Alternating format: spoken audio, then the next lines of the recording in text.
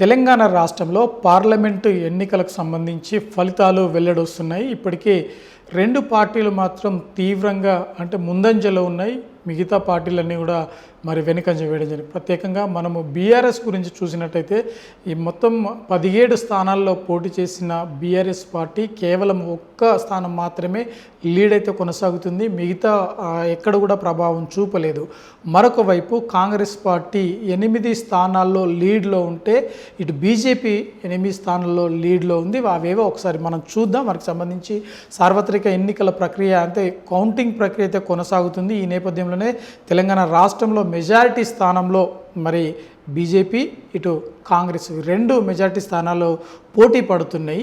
BRS మాత్రం ఎక్కడ కూడా తన ప్రభావం కనిపించట్లేదు. కేసీఆర్ కూడా తనకు కాలు దెబ్బ తగిలిన తనకు ప్రచారం చేసేందుకు బస్సులు తిరగడం జరిగింది. ఖచ్చితంగా ఆ ఎఫెక్టు మాటల మాంత్రికుడిగా తను చెప్పుకుంటారు. అంతేకాకుండా తన మాటలతో ఓటర్లను ప్రభావితం చేసి ఓట్లను సొమ్ము చేసుకునే నైపుణ్యం ఆయన సొంతం అని చెప్పేసి చాలా వరకు ప్రజలందరూ కూడా నమ్ముతారు. కానీ ఎక్కడ కూడా ఆయన ప్రభావం కనిపించలేదు. ఎక్కడ కూడా కేటీఆర్ ప్రభావం కూడా కనిపించలేదు అని ఈ ఎన్నికల ఫలితాలను చూస్తే మనకు అర్థమవుతుంది. ప్రత్యేకంగా తెలంగాణ రాష్ట్రంలో ఏదైతే 17 ఎంపీ స్థానాల్లో 8 ఎంపీ స్థానాలలో కాంగ్రెస్ పార్టీ లీడ్లో అయితే కొనసాగుతుంది. 7 స్థానాల్లో బీజేపీ లీడ్లో కొనసాగుతుంది. ప్రత్యేకంగా మనం చూడొచ్చు మల్కాజ్గిరి, చేవెళ్ళ, సికింద్రాబాద్, కరీంనగర్, మహబూబ్ నగర్, నిజామాబాద్, ఆదిలాబాద్లో బీజేపీ ఆధిక్యంలో ఉంది. మరొక వైపు కాంగ్రెస్ పార్టీ నల్గొండ, భువనగిరి, ఖమ్మం, జహీరాబాద్, పెద్దపల్లి, మహబూబ్ నగర్, వరంగల్, నాగర్ కర్నూల్లో కాంగ్రెస్ పార్టీ లీడ్లో ఉంది. ఇక ఎంఐఎం ఎంఐఎం తాజాగా మనం చూడొచ్చు. ఎంఐఎం అంటే మనకు హైదరాబాద్ అంటేనే ఎంఐఎం అంటేనే హైదరాబాద్ అన్న కంచుకోటగా ఉంది. కాబట్టి ఆ కంచుకోటను ఎవరు కూడా బద్దలు చేసే పరిస్థితి లేదు అని చెప్పి ఎన్నికల ఫలితాలు చూస్తున్నాయి. ఇక మెదకులో హోరాహోరీగా సాగుతుంది. బీజేపీ ఇటు బీఆర్ఎస్, బీజేపీ, కాంగ్రెస్ ఈ ముగ్గురు మధ్యలో హోరాహోరీగా కొనసాగుతుంది. మరొక వైపు బీజేపీకి సంబంధించి రఘునందన్ రావు కావచ్చు, లేదంటే కాంగ్రెస్ పార్టీకి సంబంధించి నీలం మధు కావచ్చు. ఈ ఇరువురి మధ్య పోటాపోటీగా ఉంది. మరొక వైపు కొన్ని సందర్భాల్లో కొన్ని రౌండ్లలో వెంకట్రామరెడ్డి ఆయన ప్రభావం చూపారు. తనతో పాటు మేము ఉన్నామని చెప్పేసి పోటీలో ఉన్నామని ఆయన చెప్పారు. కానీ ఎక్కడ కూడా కాంగ్రెస్కు ఇటు బీజేపీకి మధ్యలోనే తీవ్రంగా పోటీ కొనసాగుతుంది. ఒకవైపు రఘునందన్ రావు పై చేయి సాధిస్తే మరొక రౌండ్లో ఇటు కాంగ్రెస్ నీలం మధు పై చేయి సాధించడం జరుగుతుంది. మొత్తం కదా ఈసారి చూడొచ్చు.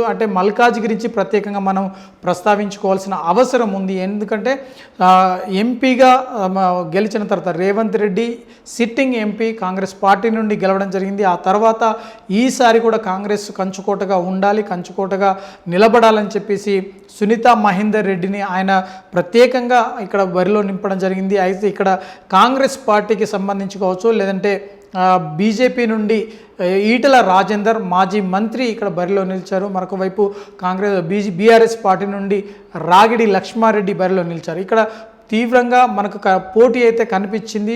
ఫస్ట్ నుండి లీడ్లో ఉన్నది ఈటల రాజేందర్ సుమారు 1,00,000 ఓట్ల పైచిలకు లీడ్ అయితే కొనసాగుతుంది. ఖచ్చితంగా గెలుపు తనదే అనే ఒక ధీమా అయితే వ్యక్తం చేస్తున్నారు. మరొక వైపు ఇటు రాగిడి లక్ష్మారెడ్డి ఓటమి తెలుసుకున్న తర్వాత ఇక ఎక్కడ బరిలో లేను, వారికి పోటీ ఇచ్చే పరిస్థితి లేదు అని తెలుసుకున్న వెంటనే ఓ కేంద్రం నుండి ఏదైతే కౌంటింగ్ కేంద్రం నుండి ఆయన వెనుదిరిగి ఇంటికి వెళ్ళిపోవడం జరిగింది. మరొక వైపు బీజేపీకి కాంగ్రెస్కి మధ్య అయితే పోటీ అయితే కొనసాగుతుంది.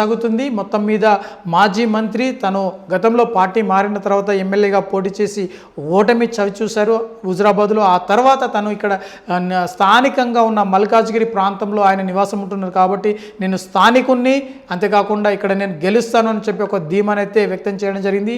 అందులో భాగంగానే పార్లమెంట్లో అడుగు పెడతా అని చెప్పేసి స్పష్టంగా ఆయన ఆశాభావం వ్యక్తం చేయడం జరిగింది. అందులో భాగంగానే బీజేపీ తనకు ఒక అవకాశాన్ని కల్పించింది. ఈ అవకాశాన్ని తన సద్వినియోగం చేసుకున్నట్లుగా స్పష్టంగా అర్థమవుతుంది. మరొక వైపు సిట్టింగ్ ఎంపీగా ఉన్న కాంగ్రెస్ ఈ పార్టీ ఈ స్థానాన్ని కోల్పోయేందుకు అవకాశం అయితే కనిపిస్తుంది. ఎందుకంటే 1,00,000 మెజారిటీతో దూసుకుపోతున్న ఈటల రాజేందర్ను మరి చేయాలంటే సునీత మహేందర్ రెడ్డికి అంత ఓట్లు రాని పరిస్థితి కనిపిస్తుంది. ఒకవైపు రేవంత్ రెడ్డి మాన్య కనిపించినా కూడా ఇక్కడ ఈటల రాజేందర్ ఇటు బీజేపీ మాన్య మాత్రము ఖచ్చితంగా కనిపిస్తుంది. మోడీ మాన్యతో పాటు ఈటల రాజేందర్కు ఈ స్థానికంగా ఉన్న ఆయనకు సంబంధాలు కావచ్చు, లేదంటే మిగతా పరిణామాలు ఆయనకు కలిసి వచ్చినట్టుగా తెలుస్తుంది. మొత్తంగా తెలంగాణ రాష్ట్రంలో ఎంపీ స్థానాలకు సంబంధించి 7 స్థానాల్లో బీజేపీ అయితే దూసుకుపోతుంది, ముందంజలో ఉంది.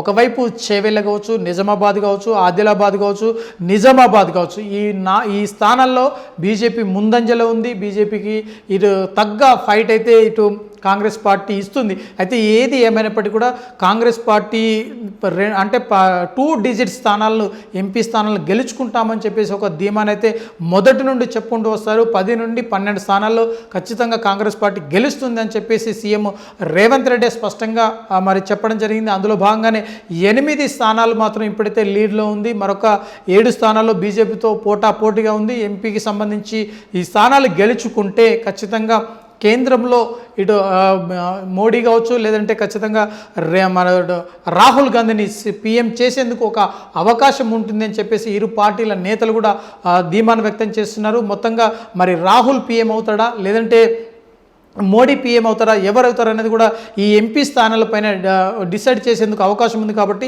అత్యధికంగా ఎంపీ స్థానాలు గెలవాలని చెప్పేసి ఒక వీరిలో ఒక కసి అయితే కనిపించింది. కానీ ఇప్పుడున్న పరిస్థితుల్లో ఎన్నికల ఫలితాలను చూస్తే ఖచ్చితంగా 10 అంటే 2 అంకెల సంఖ్యను బీజేపీ గెలుస్తుందా, లేదంటే కాంగ్రెస్ గెలుస్తుందని మాత్రం చూడాల్సి ఉంది. ఈ ఫలితాలు వస్తే కానీ ఎవరు 2 డిజిట్స్లో ఎంపీ స్థానాల్లో ఉంటారనేది తేలనుంది.